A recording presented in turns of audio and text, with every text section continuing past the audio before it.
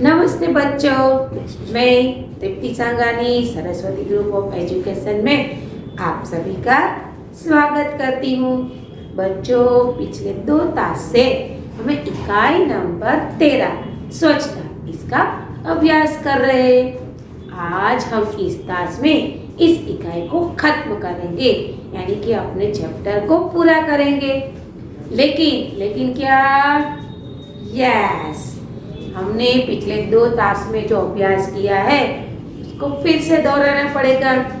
पता है बच्चों, मैं बार बार क्यों दोहराती हूँ? मुझे पता है कि आप लोग घर पर रहकर इस वीडियो को एक ही बार देखते हैं, बार बार तो देखते ही नहीं है और पढ़ाई भी नहीं करते, मुझे पता है, क्योंकि माहौल ही कुछ ऐसा है। इसीलिए मैं हर तास में पिछले तास में जो पढ़ाई की है उसको बार बार दोहराती हूँ, जिसकी वजह से आपको पढ़ाई सरल लगने लगे और आपका अभ्यास भी अच्छी तरह से हो। तो चलो, सफाई की तो बहुत चर्चा की, लेकिन क्या हमने इसका कार्यक्रम शुरू कर दिया? मुझे तो आपको मिलना पड़ेगा कि आप स्वच्छ रहते हैं कि नहीं, स्वच्छ घर को रखते हैं कि नहीं, स्वच्छ आंगन को रखते हैं कि नहीं, अपने आसपास के सड़क और मोहल्ले को भी स्वच्छ रखते हैं कि नहीं। ये सारी चीज तो मुझे देखनी पड़ेगी, क्योंकि मैं बार बार चिल्ला कर रही हूँ और आपकी इकाई में भी यह बात हो रही है। लेकिन ये सब तभी होगा जब हम मिलजुल कर इसके बारे में सोचना कर कार्य शुरू करेंगे। सोचना ही नहीं है, करके भी दिखाना है, ठीक है? चलो, पिछले तास में जो पढ़ा है उससे फिर से दोहराते हैं। इस इकाई का साहित्य प्रकार कौन सा है? यस, इस इकाई का साहित्य प्रकार है निबंध। इसमें तो मित्रों के बारे में चर्चा की गई है कि नहीं? जी नहीं, 2 मित्रों के बारे में चर्चा नहीं है, सफाई के बारे में चर्चा है। वो 2 मित्र तो माध्यम है। किसका जन्मदिन था? यस, अजय का जन्मदिन था। अजय ने अपने जन्मदिन पर किसे बुलाया था? यस, अजय ने अपने जन्मदिन पर अपने मित्र मोहन को बुलाया था। मोहन ने अपने मित्र को तोहफे में देने के लिए क्या खरीदा? मोहन ने अपने मित्र को तोहफे में देने के लिए कहानियों की एक पुस्तक खरीदी। मोहन ने उस पुस्तक पर क्या किया? मोहन ने उस पुस्तक पर रंगीन कागज लगाकर उसे बहुत सारा सजा दिया। जब मोहन अजय के घर गया तब गली में उसके साथ क्या हुआ? जब मोहन अजय के घर गया तब उसकी गली में जब मोहन गुजरा तब उसके ऊपर कहीं से केले का छिलका गिरा। अब छिलका यानी क्या? यार, छिलका यानी फलों का आवरण। ओके, मोहन ने उस छिलके का क्या किया? मोहन ने वह छिलका कूड़ेदान में डाल दिया। जब मोहन कूड़ेदान पर पहुंचा तब उसने क्या देखा? जब मोहन कूड़ेदान पर पहुंचा तब उसने देखा कि कूड़ेदान के आसपास बहुत सारा कूड़ा पड़ा हुआ है और चारों ओर गंदगी फैली हुई है। जब मोहन और आगे बढ़ा तब उसे क्या महसूस हुआ? जब मोहन थोड़ा आगे बढ़ा तब उसे बहुत सारी बदबू आई। बदबू किस वजह से आ रही थी? बदबू नालियों में कूड़ा फंसा हुआ था और पानी रुका हुआ था, इसी वजह से उस पानी से बदबू आ रही थी। जब मोहन अजय के घर पर पहुंचा तब अजय ने उसे किसे मिलवाया? जब मोहन अजय के घर पर पहुंचा तब अजय ने उसे अपनी माँ, पिताजी और दादी जी से मिलवाया। ओके, दादी जी की क्या हालत थी? उसकी दादी माँ बीमार थी। ओके, मोहन ने खाने की मेज पर क्या देखा? मोहन ने खाने की मेज पर देखा कि खाने पर बहुत सारी मक्खियाँ मंडरा रही है, यानी कि भिनक रही है। ओके, यह देखकर मोहन ने अजय से क्या कहा? यह देखकर मोहन ने अजय से कहा कि अजय, तुम्हारे मोहल्ले में इतनी गंदगी क्यों फैली हुई है? क्या यहाँ पर कभी सफाई नहीं होती? यह प्रश्न सुनकर अजय की माँ ने क्या उत्तर दिया? यह प्रश्न सुनकर अजय की माँ ने बताया कि नहीं, यहाँ पर नगर पालिका की गाड़ियाँ आती रहती है, जगह जगह पर कूड़ेदान भी है, लेकिन यहाँ के लोग उस कूड़ेदान में कूड़ा नहीं डालते हैं, कूड़े को सड़क पर ही फेंक देते हैं। अजय के घर की यह घटना मोहन ने कहाँ बताई? अजय के घर की यह घटना मोहन ने अपने पाठशाला में अपने अध्यापक को बताई। अध्यापक ने क्या कहा? अध्यापक ने कहा कि सभी बीमारियों की जड़ यह गंदगी है। हम सब लोग एक दिन अजय के मोहल्ले में जाएंगे और वहाँ की सफाई करेंगे। ओके, एक दिन सब लोग अजय के घर पर पहुंचे। तब उन्होंने क्या किया? एक दिन सब लोग अजय के घर पर पहुंचे, तब सबके हाथ में एक टोकरी थी और झाड़ू भी था। सब लोगों ने उसके मोहल्ले की सफाई की, यानी कि कूड़ा उस टोकरी में इकट्ठा किया और सारा कूड़ा कूड़ेदान में डाल दिया। इतना ही नहीं, नालियों में जो कूड़ा फंसा हुआ था वो कूड़ा भी उन्होंने वहां से हटाया और पानी जाने की जगह की, जिससे बदबू कम हो जाए। तो बच्चों, यहाँ तक हमने अभ्यास किया था। अब यहाँ से हम आगे बढ़ेंगे। तो चलो, आप अपना पेज नंबर 95 निकालिए, ठीक है? और बाद में हम 96 पर आपका एक चित्र दिया गया है, उस चित्र का वर्णन भी करेंगे, ठीक है? तो पहले हम जाते हैं अपनी इकाई के अंतिम भाग पर। चलो, उनमें मक्खी मच्छर मारने वाली दवा डाली, कूड़ेदान पर ढक्कन रखा, मोहल्ले में रहने वाले सभी लोग बाहर निकल आए और उन्हें देखने लगे। बच्चों में बहुत उत्साह था। देखते ही देखते पूरा मोहल्ला स्वच्छ हो गया। अध्यापक ने लोगों को समझाया कि यह घर का कूड़ा कूड़ेदान में ही डालें, वे घर के आसपास सफाई रखें, क्योंकि गंदगी से रोग फैलते हैं। देखो बच्चों, क्या हुआ? कूड़ा कूड़ेदान में डाल दिया, फिर क्या किया? तो मक्खी और मच्छर मारने वाली दवाई भी उस कूड़ेदान में डाल दी। साथ में उस कूड़ेदान के ऊपर एक ढक्कन भी रख दिया, जिससे उसकी बदबू बाहर तक न जाए और वहां से बैठकर मक्खी मच्छर कहीं और न जाए। तो ये तो बहुत अच्छी बात हुई, क्योंकि यदि हम कूड़ादान रखते तो है लेकिन उसे ढकते नहीं है तो वो किसी काम का नहीं है, उसे ढकना भी चाहिए। तो वहाँ पर ढक भी देते हैं और मोहल्ले में सफाई भी हो जाती है। ये सारी घटना मोहल्ले के लोग देखते हैं और अध्यापक उन मोहल्ले वासियों को समझाते हैं कि आपको अपना कूड़ा अपने कूड़ेदान में ही डालना है। आप यह कूड़ा आसपास मत फेंकिए, जिससे गंदगी होती है और गंदगी से बहुत सारे रोग होते हैं। अब देखो, हैजा, खोलेरा, फिर खुजली, ये सारी चीज कहाँ से पैदा होती है? इस गंदगी से ही होती है। तो हमें इस गंदगी से तो बचना ही पड़ेगा। यदि हम इस गंदगी से नहीं बचेंगे तो धीरे धीरे धीरे करके ये बहुत बड़ी बीमारी बन जाएगी और बहुत सारे रोग का कारण बनेगी। तो हमें इसे रोकना पड़ेगा, इसे अटकाना पड़ेगा। चलो आगे देखते हैं। उन्होंने कहा, मेरी पाठशाला के बालक सप्ताह में एक बार यहाँ आया करेंगे। ये आपके मोहल्ले को साफ करेंगे। आप भी इस काम में इनकी सहायता करें।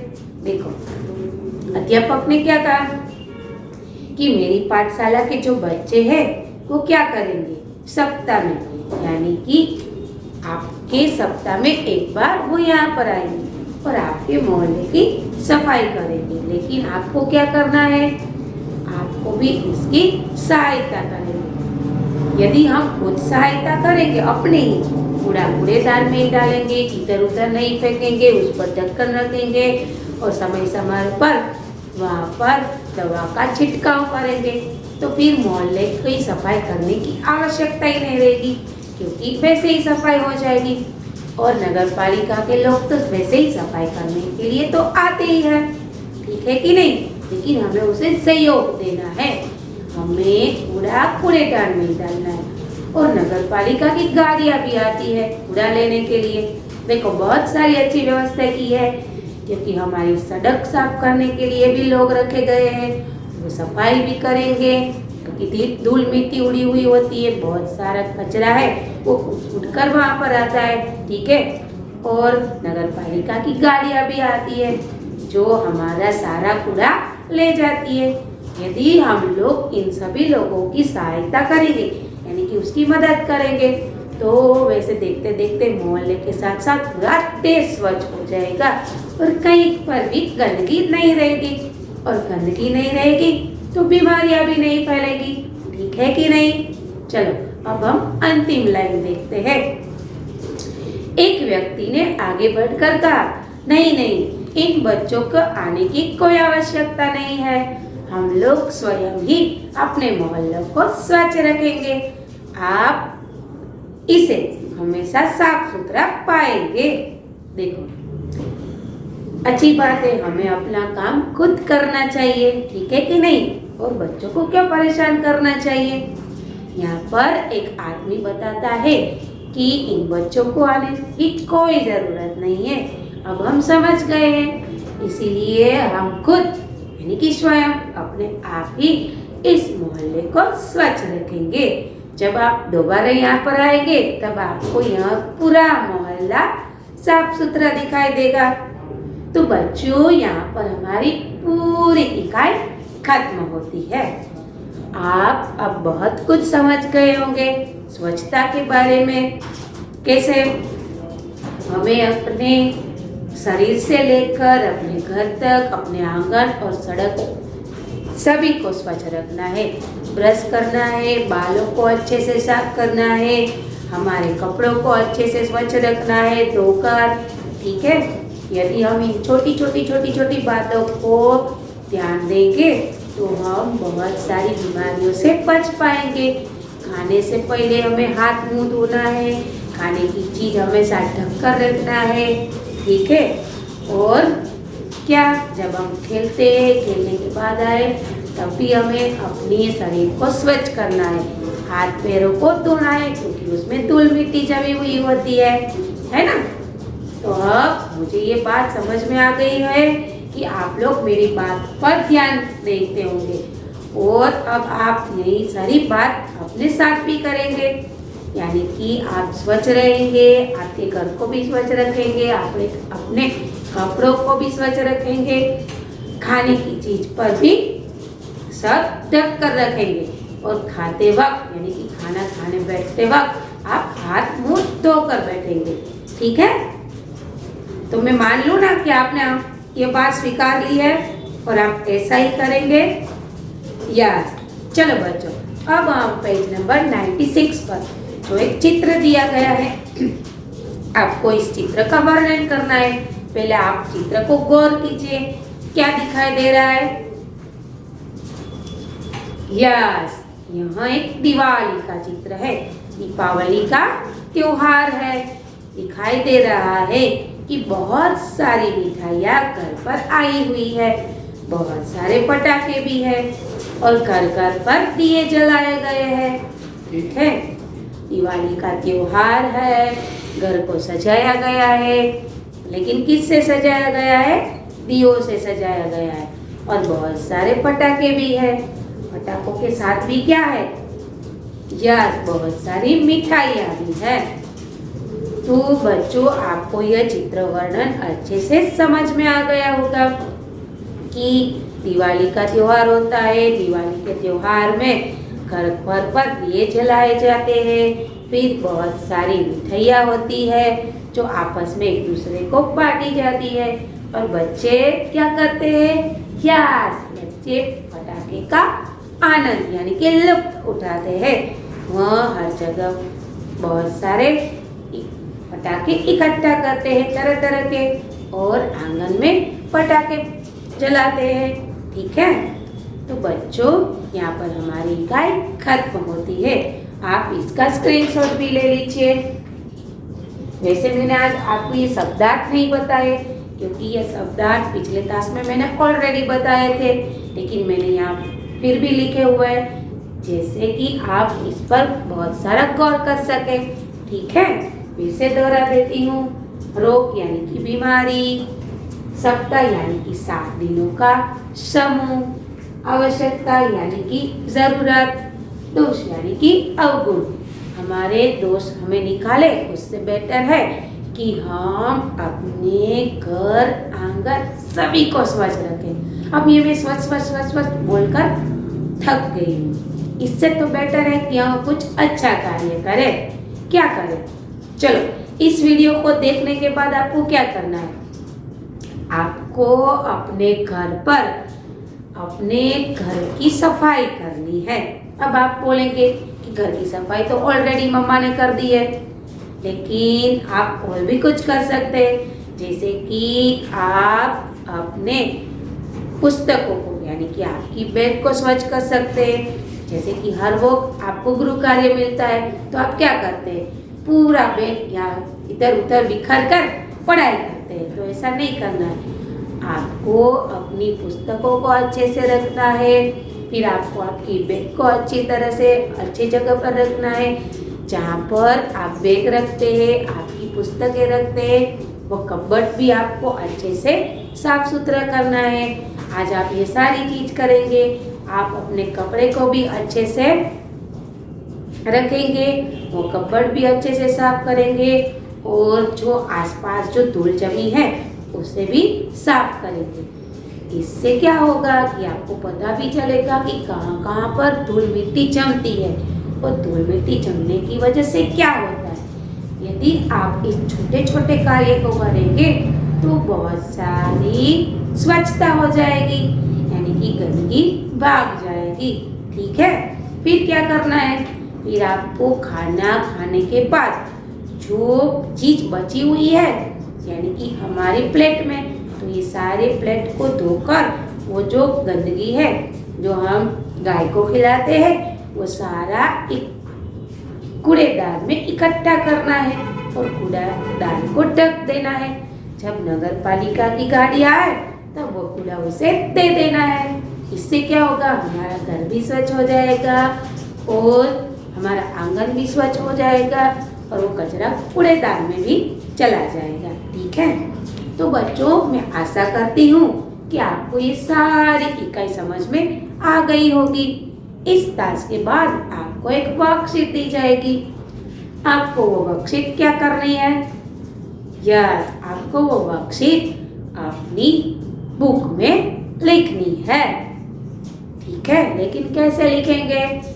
यस, दिनांक, विषय, इकाई नंबर, इकाई का नाम लिखना है, और अच्छे अक्षरों में इसे कंप्लीट करना है। अगले टास्क में हम फिर मिलेंगे नए विचारों के साथ, नई इकाइयों के साथ। ठीक है, लेकिन इससे पहले बता दूं, अगले टास्क में मैं फिर से मिलूंगी, तब फिर से इस स्वच्छता के बारे में पूछूंगी कि आपने क्या किया है। यस, क्या आपने अपने घर की सफाई की है, आपने अपने कपबोर्ड की सफाई की है, आपने अपने जूते जो चप्पल वगैरह रखते हैं उस जगह को, अपने चप्पल को स्वच्छ किया है कि नहीं किया है। फिर आप ठंडी की मौसम में, मुझे पता है कि बहुत सारे लोग लेट उठते होंगे, लेकिन नहाना तो पड़ेगा ही गर्म पानी से। तो आप प्रत्येक दिन नहाते हैं कि नहीं नहाते?